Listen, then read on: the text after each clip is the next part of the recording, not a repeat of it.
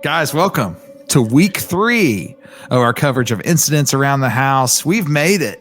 This is it. This is the last time we're going to cover this book, at least, this year. Who knows? We may come back to it at some point down the road. But for now, without further ado, Robert, give us the rundown.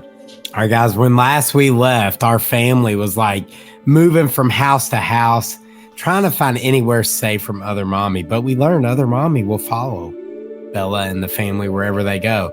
They ended up at the neighbors. The neighbor Dan finally grew a pair and kicked them out. They went to go get Grandma Ruth, who's awesome. Grandma Ruth took them in. She's like, man, I'm on board after puppy giggles or whatever happened. And then they ended up in the town of Goblin. What a great name. Ended up at Grandma Ruth's bro's house. Had some creepy stuff go on there. Some questionable parenting with some alcohol popping off. And then finally, they decided all roads lead. We need to go back home. Family goes back home. They have like state-of-the-art security now, cameras everywhere. We have some dogs in the building. And then we left with a dude named Brian, who's hopefully has some answers to their questions. That's where we left off. O'Brien's just posted up in their house. And Brian ends up being quite the fella. Brian's a cool dude, isn't he? Brian's like this, he's like Ghost Hunter. I think I said he reminded me of Dog the Bounty Hunter, but for the supernatural. And he's just kind of doing nothing. And it causes like a riff with Ursula and Russ. And I didn't really know what to think, dude. I mean, I just thought Brian was a red shirt and we were going to see Other Mommy like unalive him. I thought that too. And it was interesting. He's just sitting there eating in the kitchen, chilling, living his best life. And then, chaos ensues. Yeah. And then we learn that Brian is a hobbyist. Yeah. Brian's no expert. He is no expert, dude. There was a scene in the kitchen. Other Mommy's in there. She's like levitating, but her mouth is like wide open and starts touching the floor. The way they described it creeped me out, dude. And then Brian, this creep, like reaches out and touches Other Mommy for whatever reason. Touches her. And then he just takes off running, dude. Like first off, poor Russ. Russ is having a bad time in this book, dude. I mean, Ursula out here got dudes on the side. Russ ain't even the main character. My man Russ. Then he gets punched in the face by O'Brien. He tried to swing on Brian, and Brian's like, bruh. And then knocks him down. And Brian's leaving the whole time just screaming, I touch one. Yeah. And the whole time I'm yelling at the book, tell me what one is. What in the heck is Other Mommy, man? I feel like he just was like a ghost. I don't think I think he came in and probably messed with people, came to different people's houses who thought they had a ghost, and he did some things here and there probably, but then he actually encountered a real spiritual figure of sorts, and he just got excited about that because he'd never done it before. He always wanted to, but I think that was what he meant by touched one. I don't feel like it was any specific one. I think it was just a ghost in general. Yeah, because I feel like I think he was more of a hobbyist than like trying to actually help people. He just took what people were going through and thought, okay, well, maybe this is my time to finally see an actual ghost. It's a ghost hunting experience without having to break into an abandoned home, kind of situation. And then he finally gets to, but Brian, he's unhinged, bro. Because he was like there for, these chapters are short. So we literally had Brian for like 10 pages and he gone. And that's it. See you, Brian. But he did serve a purpose because after Brian stepped out, like Russ and Ursula kind of like started repairing their marriage a little bit, which I dug. They became like this united front. They're like, look, there's no one that can help us at this point. It's us. Like us alone, we're the only thing that can defeat Other Mommy. So I was like, dude, I really hope this couple gets a happy ending. I still think it's a little weird Ursula like stepped out on Russ because he was too positive of a person. But whatever. Russ is cool with it. So we're back. And the family's like, hey, we're going to get cleaned up. Fresh clothes, fresh perspective. And it was like this quiet before the storm as we're heading to the end of the book. And you get this like moment as the family like having like a sense of normalcy, I guess, as normal as this family could be for a period. I thought that was a nice touch before. What was the psychic? Lois? Yeah, Lois. Yeah, Lois shows back up. Yeah. And she's like, this part was weird. You know, like what Russ, I guess I'm skipping over Russ and Ursula had steak knives and tried to stab other mommy or something. Dude. It's like, what did they think they were about to do, bro? I guess because they thought Brian touched her. That makes sense. They're probably thinking, okay, Brian touched her, so therefore she could be stabbed. I guess I would think like that too. If you're desperate, you're going to do desperate things. That's a good point. I think the part I didn't want to gloss over, which I had a little note for this, was I thought it was interesting while the parents are trying to stab other mommy and attack other mommy, like in the pantry. The whole time, other mommy's talking to Bella, further trying to manipulate her. Like, why are they doing this to me, Bella? I'm your friend, Bella. Why are they doing this? So she's like still trying to ease her way into Bella. Yeah. And then Lois Anthony shows up with some unhinged suggestion like, hey, let's see how far other mommy can travel. We don't know how far. Goblin isn't that far. Let's go to Lake Michigan, I think it was. And, oh, yeah, we need to revoke Bella's innocence. And I was like, what? Let's be honest. We'll get there. Never mind. She screwed this whole thing up, though. I'm just saying. Who? I agree with Anthony. I think Lois Anthony, when we get there, I agree with Yeah, we'll talk about it when we get there. We'll talk about it later. Okay. Yeah, I think Lois Anthony did screw this whole thing up too. Yeah.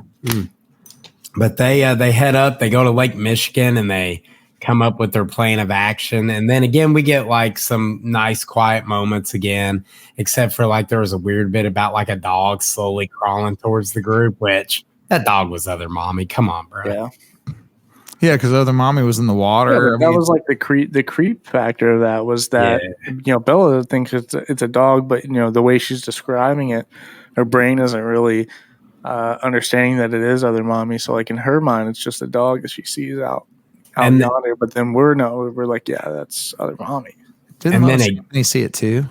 Lois Anthony saw it, but she saw it as a dog and didn't pay it no never mind. Bella kind of saw it for what it was, which was interesting to me because then she saw other mommy's face in the campfire and Bella's like in her, you're in her head in this book and she's like, no, I'm not going to say anything. Yeah. So it's kind of like other mommy's kind of working like, hey, she's like, this is other mommy's my friend. I don't want to tell them she followed us here and let them know she's here too. That we're not safe because the whole time Bella's like, we're safe here. I don't see her. I don't sense her when it was quite the opposite. Right. Well, yeah, because she ended up lying because they basically told her that she had been lied to her whole life. Yeah. And we get that whole part. Really, that made me so sad, bro. Well, it was a twist that I didn't expect, dude. It was a twist.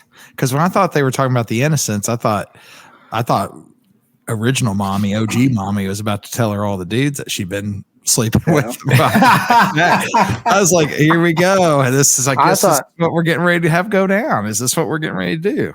I thought I was going to pull a Stephen King concept. I was like, whoa. Nah, man. We got it. It was basically we get Ursula's backstory, and Ursula's like truly, I mean, she's a morally questionable human. Married some poor lad named Douglas because she thought his last name sounded cool with hers. Ursula Kane. Cheated on this dude. Which is the absolute dumbest reason I've ever heard of somebody getting married. I have a really hard time believing. Anyway, sorry. And she's just hooking up with other dudes behind his back. And then what was it? She realized she liked Russ because he made her laugh and it was in an innocent sort of way. So she started hooking up with Russ, gets pregnant. And then you get the big stinger, dude. Russ wasn't Bella's dad. And they're telling Bella this. Like, this whole story's being told to her. Like, hey, this guy you call Dado, he's not your biological Dado. He's other daddy. And let's hold on now, too. You know what? Ursula, the whole time, she's like throwing herself a freaking pity party over here, like crying about it. And I'm like, bro, just suck it up and own up to what you did, bro. I mean, Dylan, you ain't wrong. Maybe that's the thing, Dylan. No. Maybe it's a little harsh. I'm with you, Dylan. I'm with you. She is throwing herself a pity party. She's throwing shade at everyone else around her, trying to tear everyone down as she's talking about it. You know, she's mad at Dado. She's mad at what's her name? She's mad at Bella too. She's mad at Bella. Yeah, and so pretty much like it's everyone's fault that her life wasn't what she wanted it to be, but she's literally trifling though. Man, and then later on she goes on that whole entire rant about how Russ is too positive and like how has so much pressure on her to be dark, as she described. And I'm like, she's like, and you know what, Russ? I don't even know if I've learned my lesson. And I'm like, oh, I'm gonna drop kick this woman.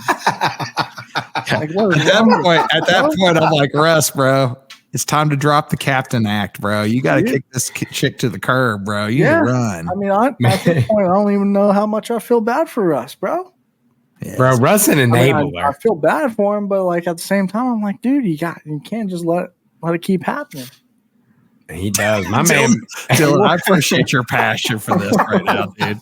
I do. I appreciate your passion for this right now. Russ was a chump, bro. I mean, he was a big time chump, dude. And he let Brian punch him in the nose, too. Let's not gloss over that. Also, I'm going to bring that back up. Just show how much chump he is. Speaking of punching people, she just straight up socks Lois Anthony because she's upset that she had to tell her daughter all the crap that she did. Yeah, she did sock Lois Anthony. I'd say, that story did a bang-up job of revoking the innocence of Obella. Yeah. If not revoking her innocence, you messed her up good. Yeah. And that's why everything happens at the end. Let's keep it moving. We're going to keep it moving, bro. Lois Anthony, it's her fault, bro. It is her fault. Scott, come here. She's trying to help. Dude, what she did was she hurt. Come here. She gave bad advice. I can tell you right now, I never expected this. Dylan's going to disagree, so let's try to help, bro. She gave bad advice.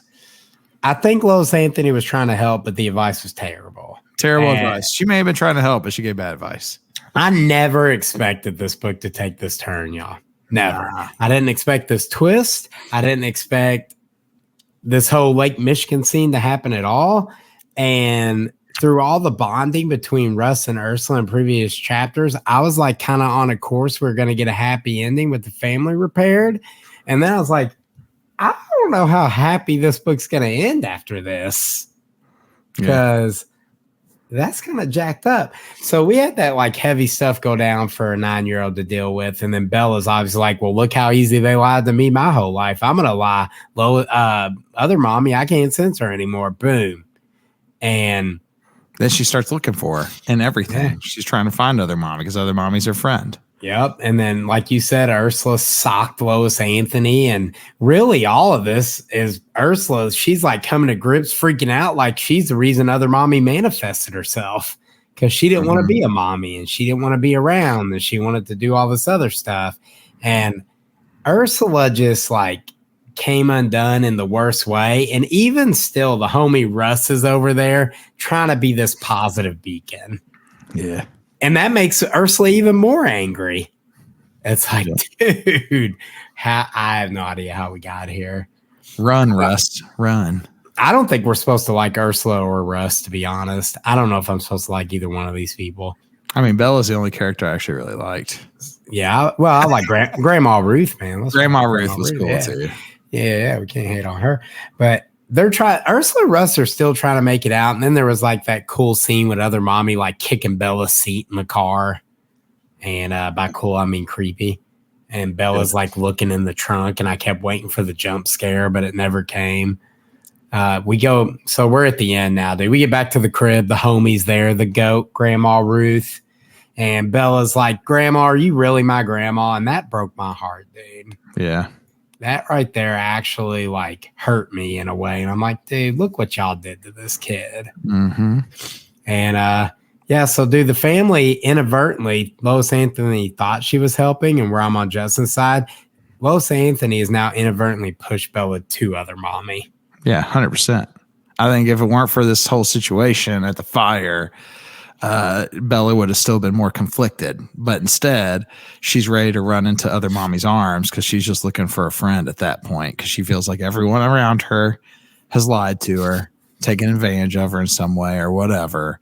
And now she's like, well, other mommy has actually always been my friend and always been there. Why did that happen? because of the campfire. Did her innocence being taken away push away other mommy? No. So it really did nothing but push her further towards other mommy. I mean, in Lois Anthony's defense, she is a prime example of understanding your scope in life. There are things that we know nothing about that sometimes we try to step into, and then we just make things worse. She taught us that lesson. Don't be Lois Anthony. Thanks, Lois Anthony, for teaching me that lesson. That's right. So, dude, go ahead, Dylan. I feel like Dylan has something he wants to say in defense of Lois Anthony. She was trying to help.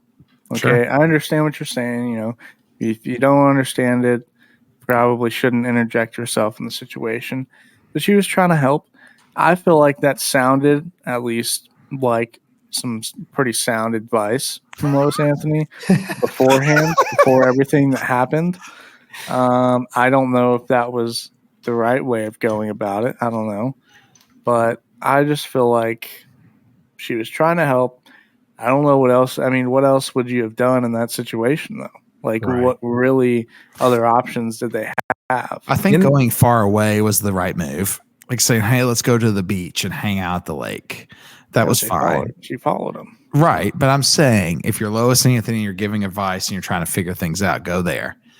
But I think that the whole let's try to steal her innocence by telling her that mommy has been, sleeping around a lot and doing different things like, yeah. This is not your real. Look at it. Look at Stephen King's It. Innocence gone. You know what I mean? Then all of a sudden, Pennywise disappears. He ends up coming back, but you know what I mean? Well, I mean, yeah, but I think maybe still kept pushing to find some more valid people.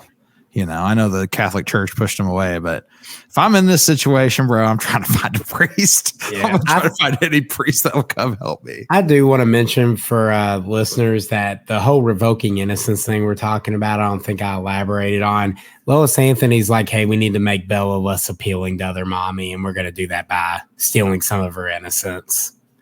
I don't know how I forgot to say that. It just popped in my head. We've been talking about revoking innocence, but yeah. If you're listening to it at this point, though, you probably already read the book. Yeah, word.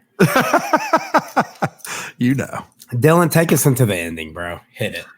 Yeah, so, the ending, they pretty much just go back to the house because they decide, Bella's like, yeah, I want to go home. So they end up going home. Russ is pretty much convinced that other mommy's gone because Bella keeps telling him that other mommy is gone, and I think he's just trying to be positive and say she's gone. Ursula, of course, like Robert said, is still blaming herself. She believes because of the fact that she just didn't really even want to be a mom, pretty much manifested this other mommy person. And so we get back to the house. This is when it gets kind of crazy because so Ruth is sitting there talking to Bella while they're putting this little puzzle together, and you got Russ and Ursula like kind of arguing in the background or whatever. And she's the whole time, this was kind of creepy to me. The whole time Ruth is sitting there talking about, hearts. Well, the way, she has a room in her heart, the way her like home has room, if that makes any sense. And it's like, and Bella keeps like dozing off, waking up, dozing off. And each time she does that, the puzzle's being, Ruth is working on the puzzle. And then like all of a sudden, I'm thinking, so maybe you guys interpreted this a little bit different, but I felt like it was almost saying that Ruth was other mommy.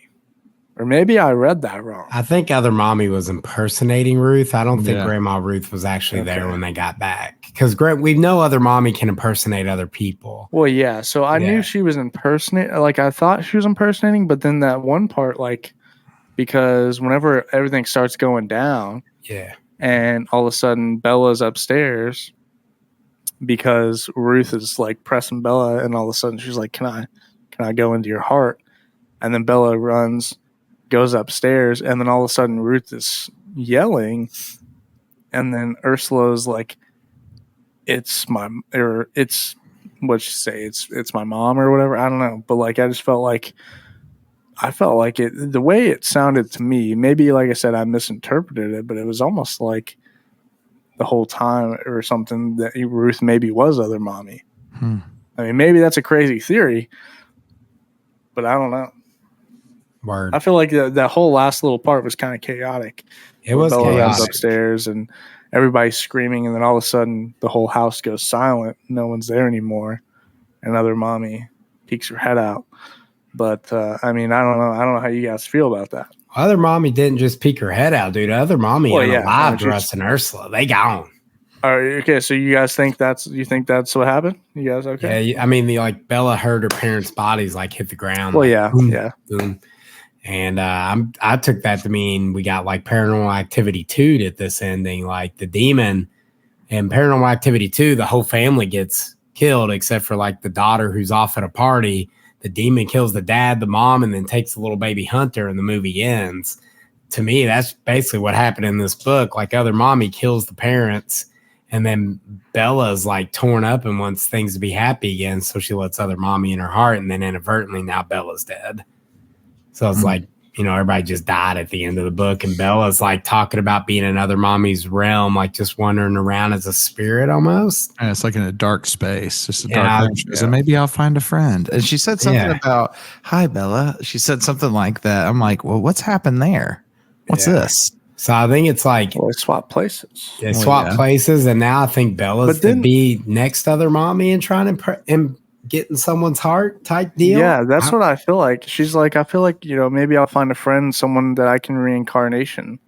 So like, I feel like at the end though, it said, maybe I misunderstood the audiobook, but like the last line literally said Michigan to 2023. It had like a date on it. Yeah. Yeah. So I feel like she's maybe in a different Bella's room. Maybe that is from Michigan. Maybe. That's interesting. I didn't, now that you mentioned that, I didn't even think about what that meant, that ending line of the Michigan 2023. Yeah, dude. So I'm pulling up the last page on my Kindle here. So I can say, it says Michigan Autumn 2023. What's it say, Robert? Yeah. It says Michigan Autumn 2023. Interesting. Yeah. Yeah. I don't know. If you're a listener and you read this book, please fill us in on your theories on that, because we'd love to know what you think. Yeah, absolutely. Please do. I felt like this was a really solid spooky read, man. And I think most readers can knock it out in a weekend. I think it's a really good book to read, especially this time of year. I think because the nature of how the three of us started doing book clubs and like multiple episodes, I think about books a lot more. I don't just read them and gloss over them to do a review. Like I read this chunk and I have to like kind of go into it a little bit, and it sticks with me. So I think this book will kind of be similar to the most of the book club books we've done. It'll stick with me for a little bit. Yeah. I can see this being a lot. This one's going to stick with me a little bit like Hidden Pictures did, with the connection to characters and the way that things went down. I mean, Hidden Pictures, if I remember correctly, ends a little happier than this one did. And this one literally has mentioned everyone in this one just dead all the time. I know. After we talked about it, I was kind of wondering that myself. Was that the end, or did other mommy reincarnate with Bella, and then Russ and Ursula are now parents to other mommy? I was not sure how that was going to go down exactly, but I guess it does make sense that they're dead since they collapsed or whatever. I wasn't sure if they collapsed via just getting knocked out or if they just got slaughtered, but being slaughtered makes sense considering all the other crazy madness, and all that happens in the last chapter. There really isn't much, like to me, it's like they come back from Michigan, Bella's upset, they're in the car, and then you get there and then you're in the last stretch. You got one chapter left, and then it's just pure and utter chaos to end the whole entire thing. Yeah. So, I think this will be a sick movie adaptation one day, hopefully. Yeah, I can see that. Well, guys, I think that from what it sounds like, Dylan, you recommend this as well for spooky season? Oh, 100%. Yeah. They need to give us a sequel called Instances Around the Spirit Realm or something. I don't know. Don't listen no more. I want to know other mommy's perspective, or in this case, Bella's perspective. Yeah. Yeah. You couldn't help but feel sad for Bella at the end. Yeah. Poor girl. Poor girl. I felt terrible for Bella. Okay. Well, let's hit it with our last 3 words, gents. Why, Bella? Why? Why, Bella? Why? I have other mommy wins. Dylan. I'm sad now. As are we all. Everyone who read this book, we're all very sad now. All right, friends, we hope that you've enjoyed our coverage of incidents around the house.